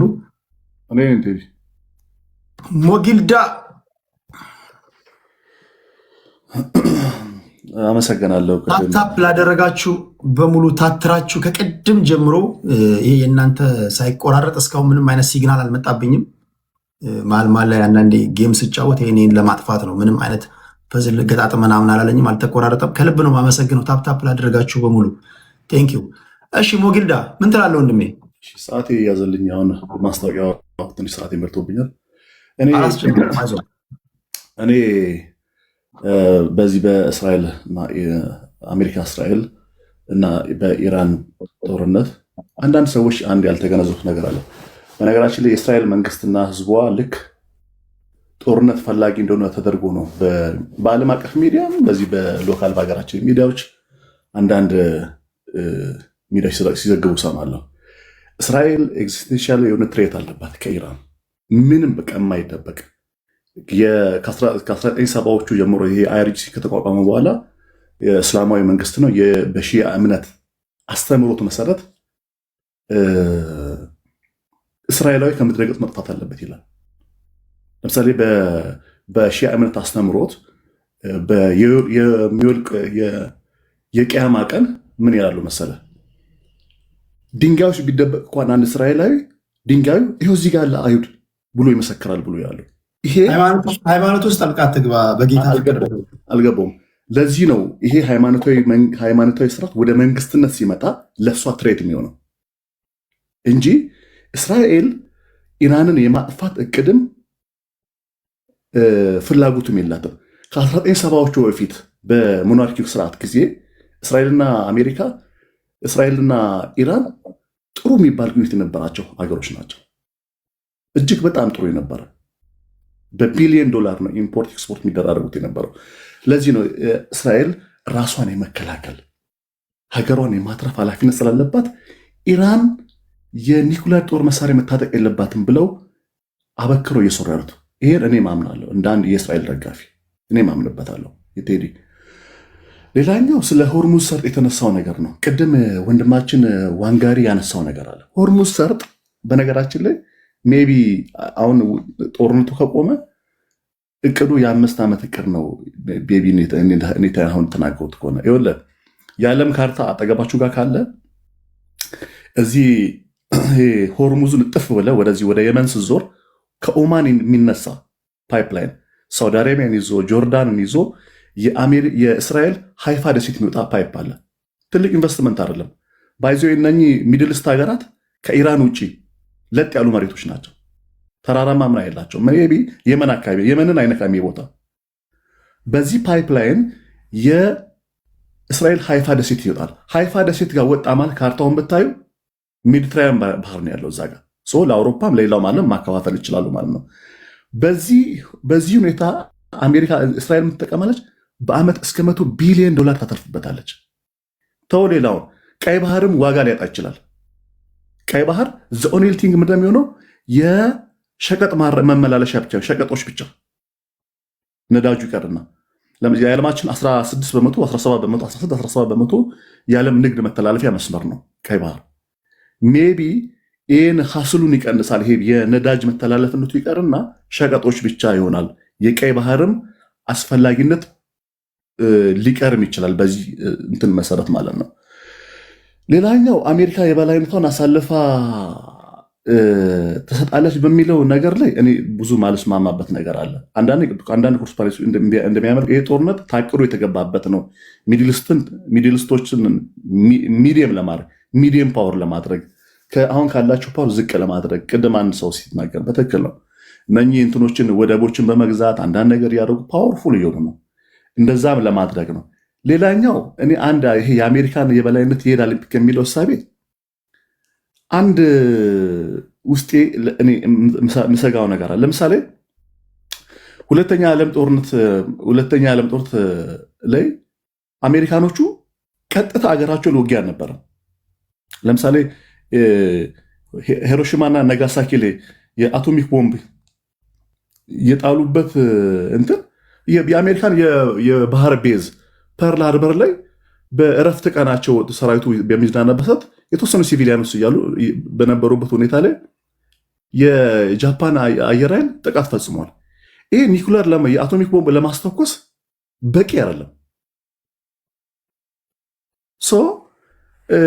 ሜቢ አሜሪካኖች 27 የሚጠጋ የኒኩለር ሳይት አላቸው። የኢራኖች የኒኩለር ሲቲ አላቸው አንደርግራውንድ ውስጥ 27 የተመረጡ ቦታ። በነገራችን ለአሜሪካ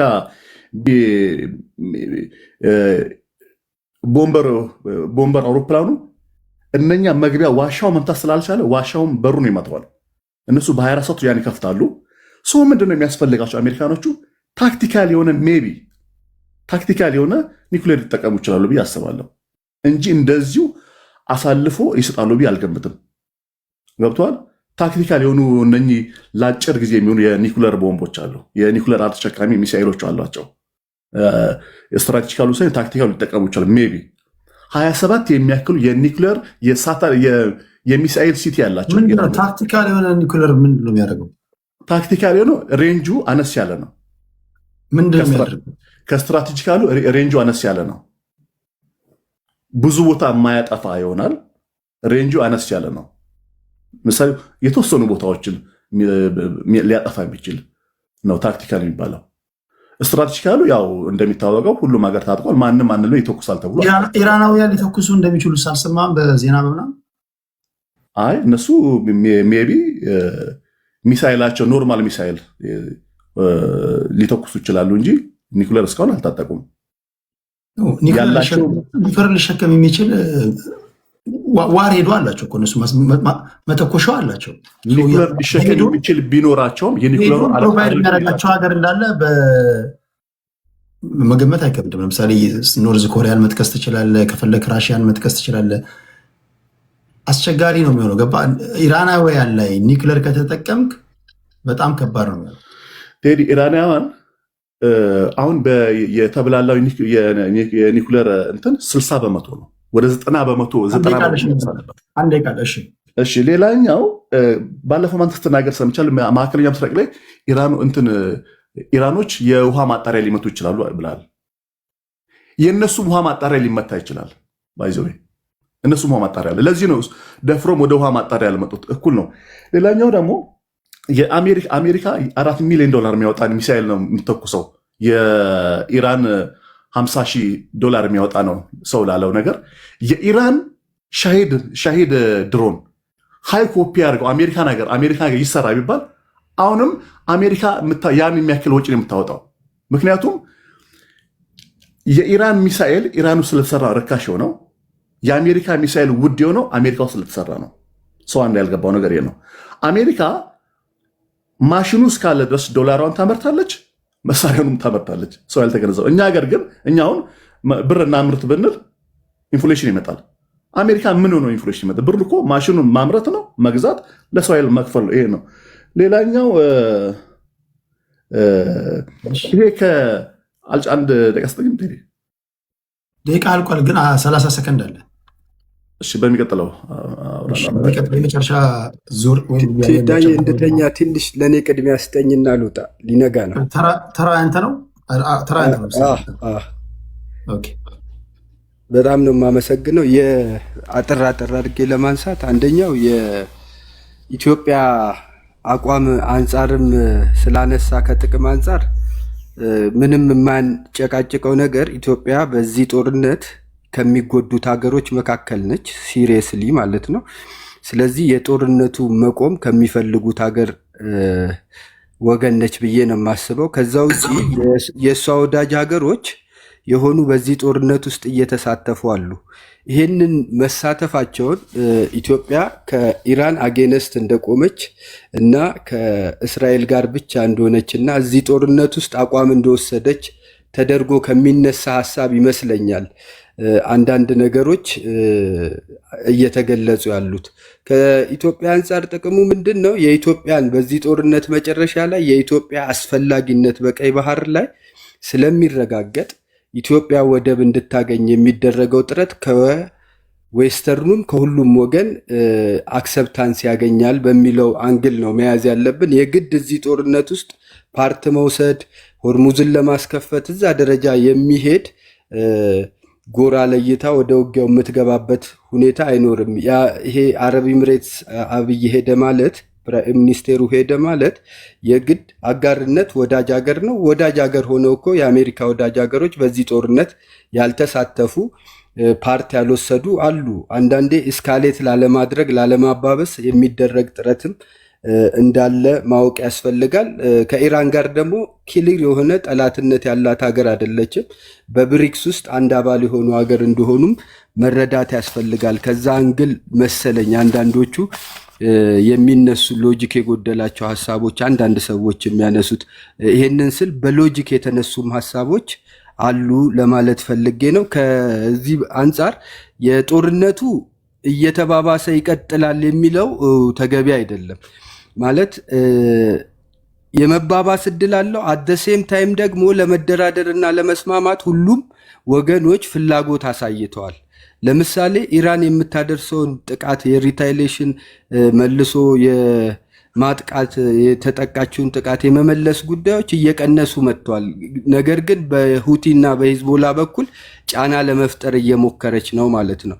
ይሄንን ደግሞ አሸናፊ አሁን ላይ መወሰን አይቻልም። አሁን ባለው ቢቋጭ ኢፍ ብለን ነው እያነሳን ያለ ነው። አሸናፊነትን የሚያረጋግጠው አንዱ ወደ ድርድር ከሄዱ በኋላ ምንድነው የሚስማሙበት ጉዳይ አስገድደው ማስወሰን ከቻሉና ፍላጎቶቿን ለድርድር ያቀረበችውን አሜሪካ ካቀረበች ኢናደር ወይ ኢራን ተሸንፋለች ልንል እንችላለን። ነገር ግን ያነሳቻቸውን የመጀመሪያ ግቧን ካላሳካችና እነኛን ባለማሳካቷ ተገዳ ወደ ስምምነት ከመጣችና ኢራን ፍላጎቷን ይዛ ኒውክሌር ማብላላቷን እንድትቀጥል ተፈቅዶላት ከሄደች አሜሪካ አላሸነፈችም፣ ግቧን አላሳካችም የሚለውን እንወስዳለን። ጦርነቱ ሊቀጥል የማይችልበት የተለያዩ ጫናዎች ስላሉበት ነው። አንዱ አሜሪካ ውስጣዊ ጫናም እየተመላከትን ነው። ይሄ እየተባባሰ ከሄደ ጫና ይፈጥራል። ሁለተኛ የዋጋ ንረት አለ። የነዳጅ ዋጋ አሁን ቅድም ሆርሙዝ ለአሜሪካ ኢሬሌቫንት ነው የሚል ያነሳሉ። አሜሪካ ውስጥ ለምን ነዳጅ ይጨምራል ታዲያ? ዓለም ላይ ነው ዋጋ እየጨመረ ያለው። ሆርሙዝ ኢሬሌቫንት ከሆነ እኮ ደብል ኦልሞስት 60% እየጨመረ ነው። ሌላው የሆርሙዝ መዘጋት ጫናው አሜሪካ ላይ ያመጣው የካፒታል ማርኬቱን ኮራፕት አድርጎታል። የሼር ዋጋ በጣም እንዲቀንስ ሆኗል። እነኝን ስናይ ጉዳት ደርሷል። በሌላ በኩል ኢኮኖሚያዊ ጫና ኢራን ላይም በጣም እየተፈጠረ ነው ያለው። ጉዳቶቹም ቀላል የማይባሉ ናቸው።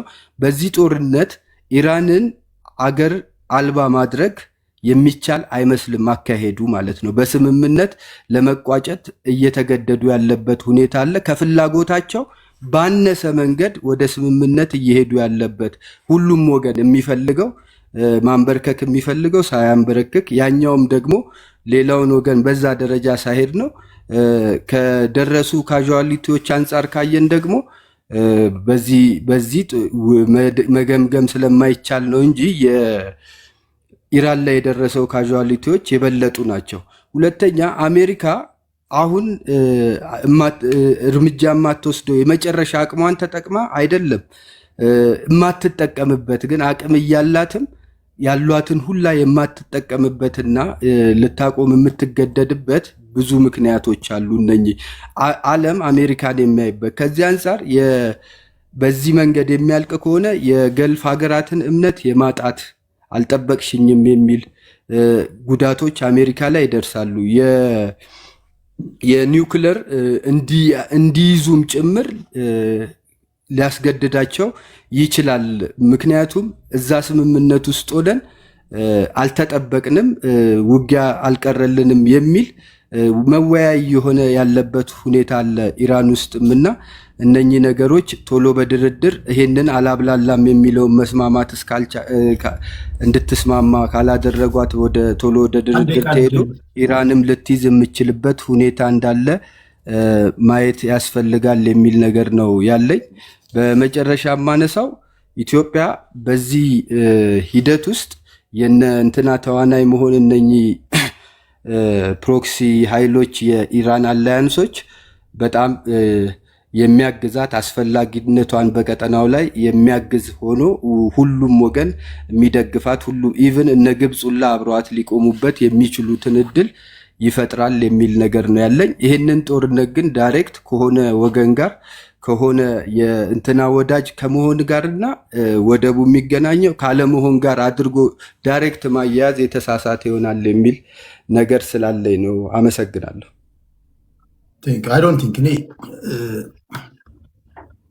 ጠቅላይ ሚኒስትሩ አይጠፋቸውም ብዬ አስባለሁ። በዚህ ጦርነት ላይ እንደምንም ወታደር ላኩ። አሁን የዩጋንዳው ዩሪ ሙሴቬኒ ልጅ ሆርሞዚን ነው የሚባለው ከተጠየቀን እንልካለን ብሏል። እንደዛ የአይነት ውሳኔ የኢትዮጵያ መንግስት ይወስናል ብዬ አላስብም። ወደዚህ ወታደሮቻችንን ወደዚህ ወደ ምድራዊ ሲኦል መላ ይፈለጋል።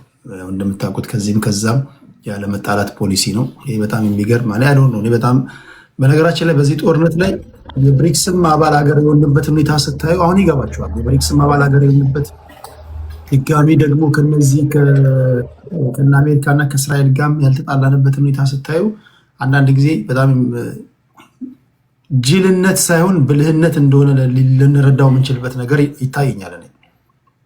በዚህ ዓለም አጣብቂኝ ጎራ በለየበት ዓለም ላይ ከሁለቱም ጋር ሳትጣላ የመቀጠል ሂደት መጓዝ ማለት ነው። እንዴት ሊሆን እንደሚችል አላውቅም። ይሄ ራሱን በቻለ መንገድ ብልጥነት የሚጠይቅ ነገር ነው።